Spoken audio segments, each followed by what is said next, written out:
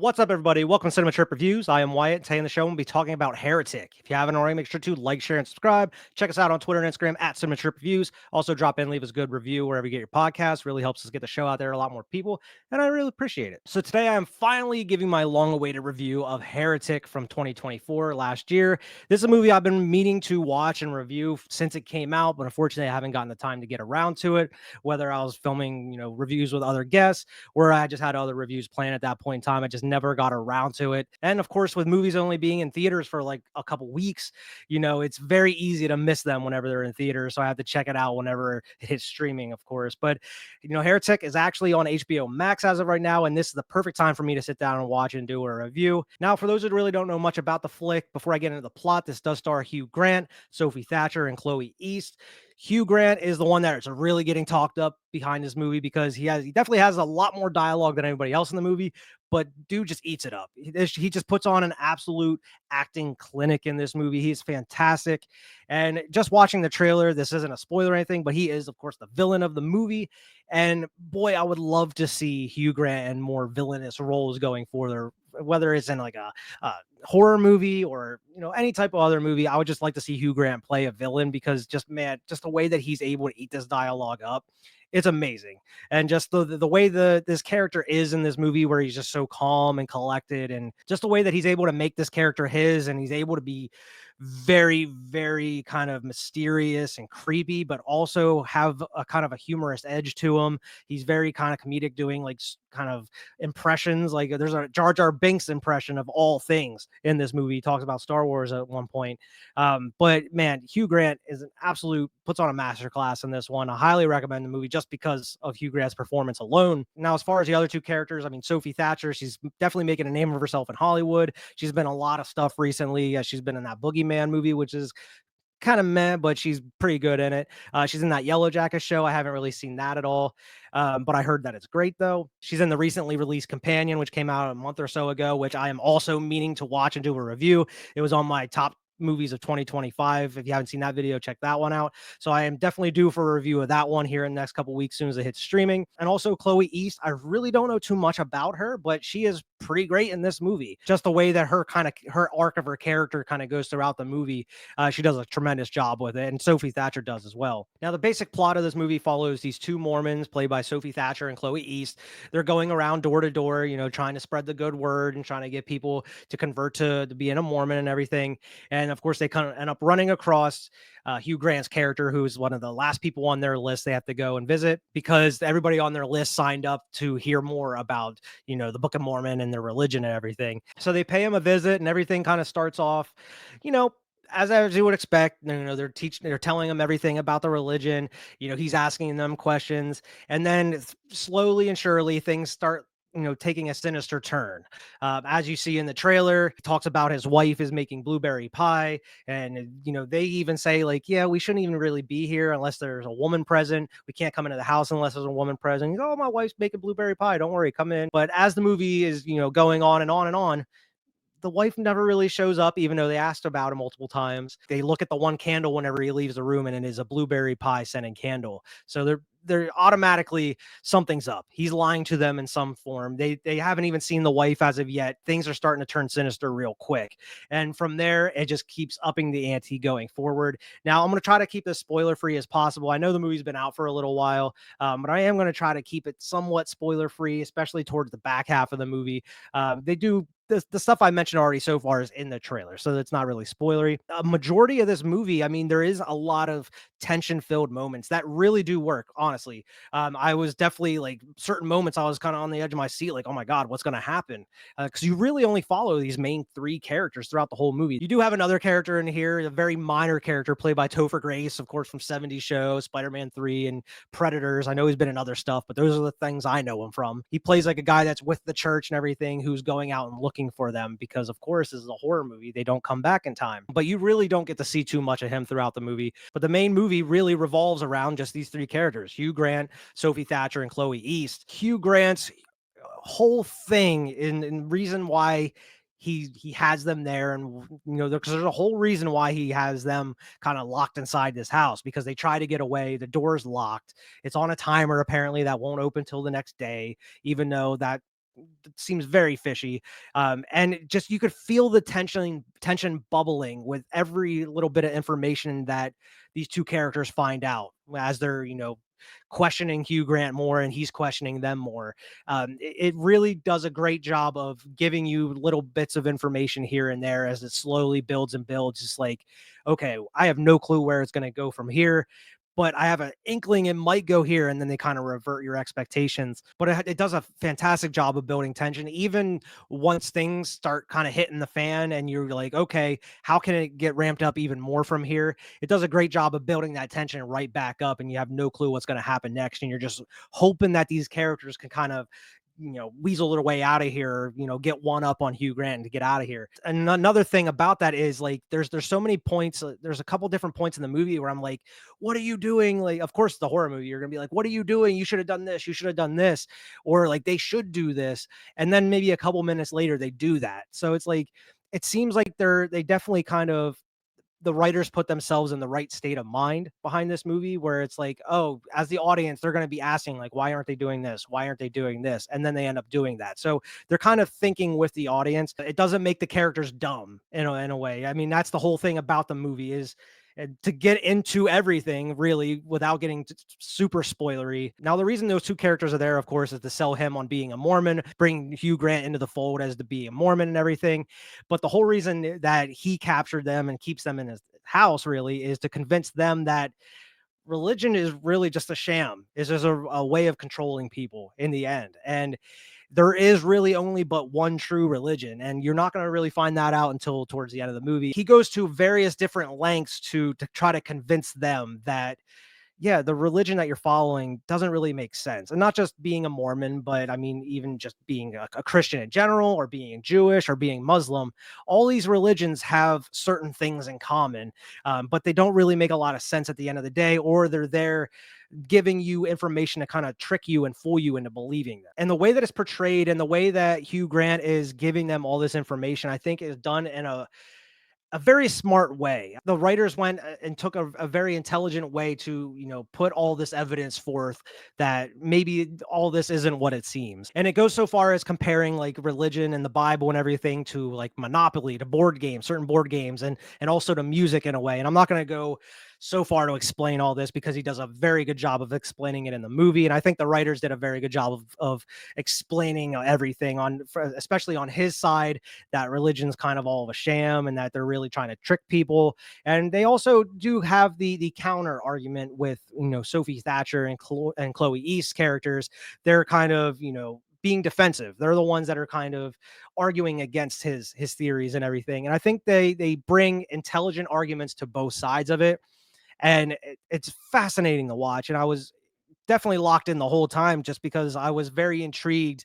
Even though I'm not a religious person myself, I'm very intrigued by the arguments going back and forth. And they're not getting like heated or anything. They're very intelligent arguments. And I just like the way that they portray them within the movie. And just being an Always Sunny fan, I couldn't help but think the whole time that they're having these dialogues back and forth, I kept thinking of Mac's argument in the one episode talking about how science is a liar sometimes. Science is a liar sometimes. Oh boy. And he's out here calling like Galileo a bitch and everybody else. And that's the whole thing I was thinking in my head is just like, this is just that episode of Sunny where Mac's trying to convince the gang that like God's real and stuff. Like maybe the director of this movie like sat down and watched an episode of Sunny and is like, that's kind of an interesting idea. Maybe I can turn that into a story somehow and end up turning it into a horror movie. That's the whole what I was thinking about the whole time in this movie. Every time Hugh Grant is, giving more evidence that this is phony or this isn't real or this is how they're trying to trick you, I just kept thinking about Mac in my head. Regardless of the facts that are set out before me, I'm dug in, and I'll never change. And the movie is directed by Scott Beck and Brian Woods. I'm sorry I didn't mention that earlier in the review. I normally mention directors first, but those two guys actually directed 65, which I actually reviewed on a channel a while ago. The movie starring Adam Driver, like the dinosaur movie and everything. I didn't really like that one as much. It was very mediocre. And they also directed the movie Haunt, which I didn't review on the channel, but I did watch, which is kind of like a haunted house, which is real. They're actually killing people within this haunted house and everything. I actually really enjoyed that one. This movie compared to like 65 and Haunt is just in another class all by itself. I think this was a culmination of all their like different short movies and movies leading up to this. They're kind of mastered their craft as writers and directors. And I definitely think this movie is their best one yet, as far as a writing standpoint and a directing standpoint. And I mean, you got A24 behind it as well. I mean, kind of know what to expect when you're going into an A24 movie. You expect it to be very atmospheric, be very kind of artsy in a way, amazing cinematography, which is what you get in the movie. But man, I wasn't prepared to have the writing be that tight and really kind of take me for a ride. And I mean, that's just kind of scratching the surface of the movie as far as him trying to convince them that the religion isn't real and their kind of counter arguments to them, because it takes a whole drastic route whenever they end up going down to the basement, because he makes them make a choice. He has two doors, one on each side of them. One is for belief and one is for disbelief. And you have to go into the door after their whole arguments and everything. He makes them pick a door. Like, do you still believe or do you not believe? And you have to go through that door. And it really goes for a ride after that. Definitely goes to a place that I wasn't expecting after watching the trailers and all that. This is where I really don't want to get into spoilers, because this is way more of a surprise for anybody that hasn't seen it yet. For those who haven't seen the movie yet, I'll kind of sum it up with this. The writing is great in it. The pacing, I think some people may think it's a little slow paced. I think it was perfectly paced for what it was doing and what it was trying to do with the movie and explain everything. I think the acting was tremendous, especially on Hugh Grant's part, but Sophie Thatcher and Chloe East do a tremendous job as well. Especially Chloe East. I think she has a little bit more to do than Sophie Thatcher, even though Sophie Thatcher is pretty great in it herself. I think Chloe East definitely has a tremendous performance in this one as well. Now, I do think it does definitely kind of go a little downhill in the third act. It does kind of get a little, for the lack of a better term, like kind of generic as far as it comes to like being, trapped somewhere and someone's trying to get out and everything. I feel like it got to a point where the writers kind of wrote themselves into a corner and they were like, okay, how do we end this movie at this point? Like, how do we wrap all this up? And I feel like the very end of it kind of feels rushed. It feels like they didn't really know what to do at certain points. And I don't think that ruins the rest of the movie by any means. I think it just kind of feels lackluster and kind of fizzles out by the very end of it. But I mean, that the whole like 80% of the movie leading up to that is fantastic in my eyes, just exactly what they were able to do. But I mean, from a writing and directing standpoint, I think it's top notch. I think it was very well put together. The acting is great. Some of the music they use in it is pretty great as well, especially at certain musical timings, and then the certain musical choices they introduce is pretty great as well. It's fantastic. As a whole, I think it's a great movie. I don't think it's like a masterpiece or anything like that, but I think it's definitely one of my top movies of 2024 after watching it. And for a good reason. I mean, for all the reasons I listed, the music, the acting, how everything was written and put together as far as the arguments and thus the movie as a whole. I think the only thing that kind of weighs it down and kind of is a detriment to it is just kind of the very end of the third act, like how they wrap up the movie in general. I think is what kind of is a little lackluster, but I don't think it ruins anything preceding, going before it. So I mean, for anyone who hasn't seen it, definitely recommend it. Out of like a buy it, rent it, or miss it, I would say Reddit. I don't know if I'm going to add this one to my collection, even though I thought it was a really good movie. I don't know if this is one I'm going to add to my collection. This one I may rewatch at a certain point. But this one I would definitely say rent. I wouldn't add this one to my collection. But definitely don't miss it. I think it's very entertaining. The performance alone by Hugh Grant is it has to be seen, just because of some of the shit he does in it. Like I mentioned, he does like a Jar Jar Binks impression, talks about Star Wars, and he ends up singing "Creep" by Radiohead at a certain point. So that's definitely worth checking out. Now, as far as people who have seen the movie, I'll get into some spoilers here. Based off the trailers and everything, I was definitely not expecting him to kind of try to convince the two characters that that he's in the presence of a miracle, that he can kill somebody and bring them back to life. And during that whole thing, I didn't buy it immediately, even with the person coming back. And I mean, you have Chloe's character saying like, yeah, this person wasn't the way they were before. Like something's not right. And I like the way how they set up early in the movie that Chloe East's character is very like she catches on to things very quickly. She's very detail oriented. Sophie Thatcher's character is the one that kind of has the clear head on her shoulder. She's the one that's immediately questioning things. She's the one that's immediately pushing back against Hugh Grant and everything. And Chloe East, she's kind of you expect her to be kind of that ditzy character. This like she's always nice. She's always trying to be on the good side of people. She's even though she knows something's wrong, she's still trying to be polite and being the bubbly one and everything. And she's the one you don't expect to be that final girl and the one that really has things figured out and is really able to put the pieces together and able to kind of get out of this situation. Because as for anybody who's stuck around and that has seen the movie, I wasn't expecting Sophie Thatcher to get killed that early. I expected Sophie Thatcher to be the final girl going out the rest of the movie and everything, especially with how she kind of was planning things out and how she thought she was one step ahead of Hugh Grant and everything. But because Hugh Grant sees that she's the one that can't be controlled, she's the one that's questioning everything, he kind of takes her out of the equation very early.